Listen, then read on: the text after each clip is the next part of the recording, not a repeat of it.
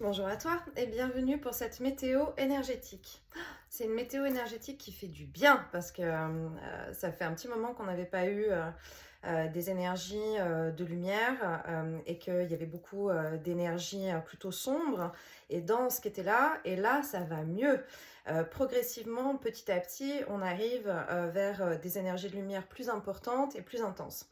Alors, qu'est-ce que tu peux vivre ces derniers jours et ce que tu peux vivre aussi ces prochains jours?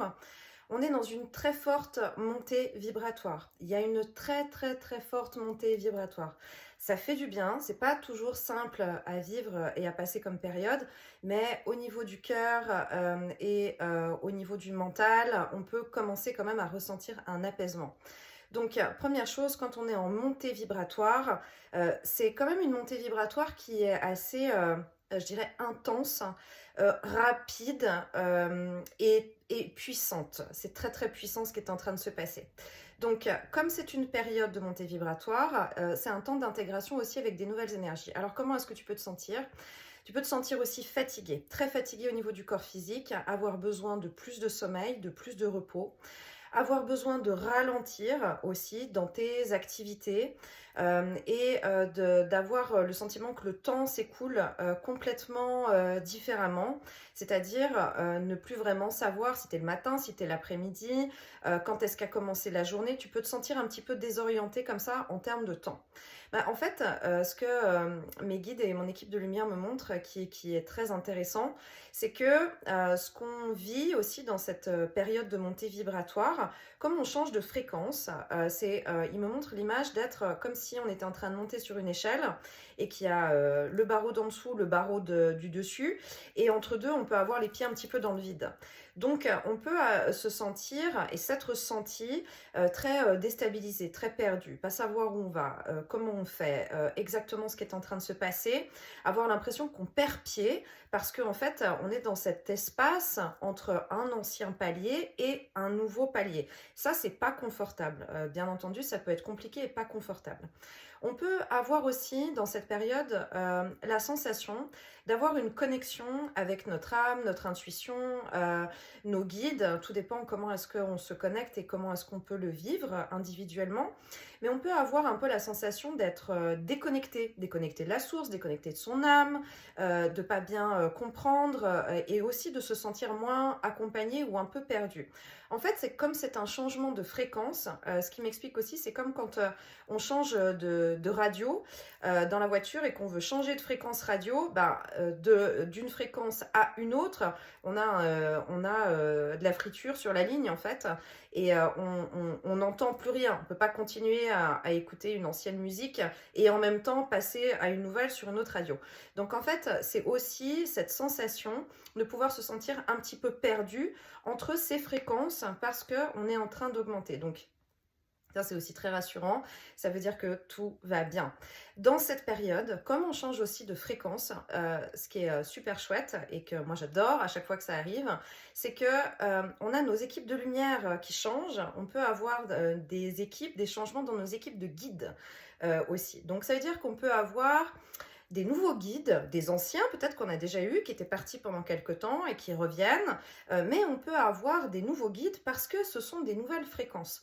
Donc on peut avoir des capacités qui deviennent un petit peu différentes, qui peuvent évidemment augmenter, mais certaines de ces capacités peuvent être amplifiées plus une qu'une autre par rapport à ce qu'on avait l'habitude d'avoir, parce que comme encore une fois on augmente de fréquence et qu'en plus on a toutes ces équipes de lumière qui sont en train de se modifier et de changer, ben, le mode de communication peut devenir un petit peu différent. Donc, on peut avoir aussi une intuition, des rêves prémonitoires, plus de connexion dans cette période-là, parce que c'est comme si, en passant vers ce barreau supérieur, une fois qu'on l'atteint gentiment, on a une nouvelle équipe ou un nouveau guide ou plusieurs qui vont venir se présenter et venir nous apporter beaucoup de communication. Communication, sensations, nouvelles énergies. On peut avoir la sensation de recevoir des soins, On peut ressentir ces chakras qui chauffent à différents moments. Peut-être au moment du coucher, parce que c'est un moment où ils aiment bien aussi être là. Et puis une connexion plus amplifiée quand le matin, on se réveille aussi, quand on est encore dans cet entre-deux. Donc là, on peut recevoir des images, des messages, des informations, des mots. Il peut y avoir un petit peu plein de choses qui peuvent se passer parce qu'on est dans ce changement. Donc cette équipe de lumière va un petit peu nous parler, nous faire savoir qu'elle est là, qu'elle nous soutient, qu'elle nous assiste. C'est plus amplifié, ça va être plus intense et plus amplifié pendant quelques temps, le temps que ça se régule et que tout s'aligne pour être complètement sur cette nouvelle fréquence, et eux aussi. Et après, peut-être que les communications vont être, je dirais, moins importantes ou moins intenses et correspondre à plus des communications qu'on avait l'habitude d'avoir pendant un temps. Mais c'est un peu, on arrive dans un nouvel endroit, quelque part, en termes de vibration, en termes de fréquence. Donc, on a toutes ces équipes qui vont venir nous accompagner. Et nous-mêmes, dans nos sensations physiques et dans nos capacités, on va devoir aussi un petit peu s'adapter. Donc, peut-être qu'on va se sentir différent physiquement, mentalement, moralement, et avoir des nouvelles sensations. Donc, tout ça est complètement normal. Et c'est plutôt une bonne nouvelle parce que c'est, encore une fois, ça montre notre élévation, ça montre notre progression, notre guérison. Et puis, il y a toujours cette idée de, pour chaque épreuve, il y a un cadeau. Donc, on a passé une période là qui était un petit peu difficile. Et c'est jamais par hasard. Et il y a toujours une étape supérieure aussi. C'est ce jeu d'équilibre, d'ombre, de lumière, d'ombre, de lumière. Et nous, on est un petit peu au milieu où on doit faire vraiment la balance. Dans cette période de montée vibratoire, ce qu'on peut avoir aussi comme sensation, c'est des douleurs à la tête, mais plus en termes de pression. Vraiment sentir une pression au niveau du chakra couronne, sentir une pression au niveau du troisième œil. En fait, c'est la même chose que quand on prend un ascenseur et que l'ascenseur va très vite, où on a cette sensation en fait d'écrasement ou d'être un petit peu appuyé.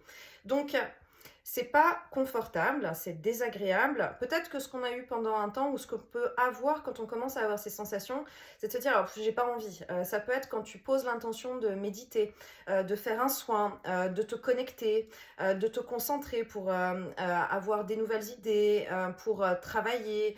Voilà, donc ça peut aussi faire cet effet inverse où on se dit non, non, là, dès que je pense à ça, je me sens pas bien ou bien je commence à avoir mal à la tête, donc j'y vais pas. En fait, il faut déjà se rassurer, c'est-à-dire que tout va bien, c'est juste que on va plus haut pour pouvoir se connecter, pour pouvoir en fait être encore une fois sur cette bonne fréquence. Et comme c'est plus haut et qu'on n'a pas encore l'habitude, on peut avoir un petit peu cette sensation. Donc quand c'est comme ça, on respire, on se recentre, on accueille et on comprend que tout est normal et ça va prendre quelques secondes ou quelques minutes et on va de nouveau pouvoir s'adapter à cette fréquence pour pouvoir être au bon endroit. Ensuite, il y a deux informations importantes qui sont récurrentes que j'ai eues ces derniers jours et qui sont des informations qui sont aussi intervenues systématiquement dans tous les soins que j'ai faits pour l'accompagnement avec mes consultants. Donc, c'est vraiment des messages qui sont collectifs. Il y en a deux qui sont très importants. Le premier, je l'ai déjà dit précédemment, il faut vraiment choisir ses connexions. Choisir ses connexions, j'insiste avec ça parce que c'est pas moi, c'est eux qui insistent pour transmettre cette information. Choisir ses connexions, ça veut vraiment dire comprendre ce qui est bon pour nous et ce qui ne l'est pas. Vraiment, vraiment analyser. Parce que quelque part, encore une fois, quand on est dans cet espace entre ces deux barreaux et qu'on peut avoir un petit peu les pieds dans le vide, c'est peut-être un moment où on peut être aussi beaucoup plus sensible aux énergies des autres. Et notamment aussi aux énergies des personnes qui nous sont très très proches parce que plus on est connecté par le cœur avec les personnes autour de nous, plus le transfert, la transmission d'énergie dans le principe de vase communicant est puissant et forcément quand c'est avec le cœur complètement ouvert, on ne se protège pas et on n'a pas de barrière et il faut faire attention de peut-être poser des intentions pour pouvoir se protéger des énergies des autres et même de ceux qu'on aime et je dirais même plus particulièrement encore de ceux qu'on aime parce que nous sommes plus sensibles. Donc on peut absorber les énergies des autres de manière peut-être plus intense et plus importante parce que nous sommes dans une espèce de période de fragilité de mutation, de synchronisation avec des nouvelles énergies. Donc l'impact des énergies extérieures peut être plus puissant pour nous. Exemple, quelqu'un de proche qui peut avoir mal à la tête, on peut récupérer sa migraine. Quelqu'un de proche qui se sent particulièrement triste, on va peut-être récupérer sa tristesse. Et pas forcément toujours comprendre que en fait, ça ne nous appartient pas, mais que c'est juste ce jeu de principe de vase communicant. Donc en posant des intentions et de dire je ne prends que les énergies qui sont bonnes pour moi et je pose des filtres pour ne pas prendre les énergies qui pourraient venir impacter les miennes, ben, simplement on pose cette intention, on est dans sa souveraineté énergétique et on peut rétablir cet équilibre. Ça ne veut pas dire qu'on aime moins, ça ne veut pas dire qu'on juge l'autre, pas du tout. Ça veut dire que je suis dans une période d'expansion énergétique et dans cette période, j'ai aussi besoin de pouvoir rayonner. Et rayonner, ça veut dire cette énergie va pouvoir aller impacter les autres et pas je prends l'énergie des autres. Donc il y a une question de placement et peut-être qu'on nous demande dans cette période de bien réfléchir à notre placement. Dans cette idée de choisir nos connexions aussi, l'autre message récurrent que j'ai eu, c'est un message qui est assez spécifique, hein, qui ne concernera peut-être pas tout le monde, mais pour des personnes d'entre vous qui participaient à des lieux associatifs, des associations, des groupes de parole, des lieux où on s'investit émotionnellement avec des gens, peut-être qu'en ce moment, dans cette période aussi, il faut faire attention à peut-être soit poser vraiment des intentions de protection de sa souveraineté énergétique, soit vraiment, dans la mesure du possible, éviter d'aller dans ce type de lieu. Parce que j'ai vraiment ce message récurrent de fragilité et que par l'intermédiaire de l'émotionnel, il pourrait y avoir des énergies qui tentent un petit peu de s'infiltrer pour prendre possession de nos énergies, de certains chakras et d'empêcher peut-être cette montée vibratoire qu'on est en train de vivre. Alors c'est très spécifique, mais peut-être que certains d'entre vous, ça va vous parler d'aller dans des lieux comme ça, de participer à ce genre de choses. Avant, tout allait bien, et puis là, en ce moment, ou depuis quelque temps, ben ça va pas. On rentre de ce genre d'endroit, de ce genre de lieu, en se sentant déprimé, fatigué, peut-être des sensations physiques, des douleurs, des refroidissements, du mal de dos, du mal de ventre, de la peine à dormir. Donc ça veut vraiment dire que ça impacte au niveau des énergies et qu'il faudrait plutôt prendre un petit peu de recul, en tout cas pendant cette période. L'autre message que j'ai à transmettre, c'est ce qu'on m'a vraiment montré et ce que je vois comme image, c'est cette idée de protection du chakra de l'âme et du chakra étoile de la Terre. Alors qu'est-ce que c'est ? Pour ceux qui travaillent déjà dans l'énergétique ou au moins au minimum entendu parler des chakras, on parle toujours des 7 chakras. Les 7 chakras qu'on a au niveau du corps physique sont vraiment des centres énergétiques, des roues énergétiques, mais qui sont vraiment au niveau qu'on peut situer au niveau du corps physique. Le chakra étoile de l'âme et le chakra étoile de la terre sont des chakras qui sont dans les corps subtils, donc dans l'énergie qui nous entoure.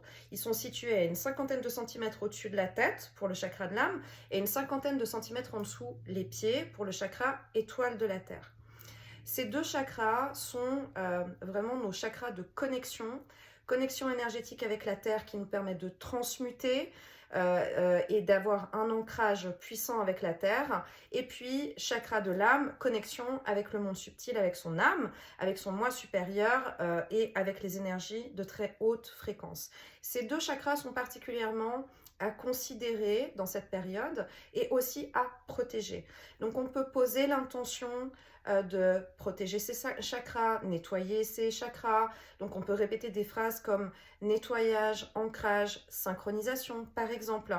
Donc regardez ce qui vous parle par rapport à ces chakras et à quelle intention est-ce que vous pouvez poser pour vraiment les protéger, parce que j'ai vraiment cette image de ce sont les deux chakras qui sont un petit peu ciblés et qui peuvent être plus sensibles énergétiquement dans la période que nous vivons. J'ai mis un soin spécifique sur ma boutique de soins de nettoyage des chakras, de nettoyage quotidien des chakras, et notamment pour pour les 12 chakras, donc ceux qui sont situés au niveau du corps physique, mais ceux qui sont situés aussi au niveau des corps subtils. Et autrement, vous allez trouver plein de formules, plein d'explications aussi sur Internet ou bien sur YouTube avec des images, des choses comme ça. Suivez votre âme, suivez votre intuition, suivez les guides qui vont vous amener à peut-être trouver ce qu'il vous faut et ce qui vous correspond par rapport à ces chakras, où ça c'est très important.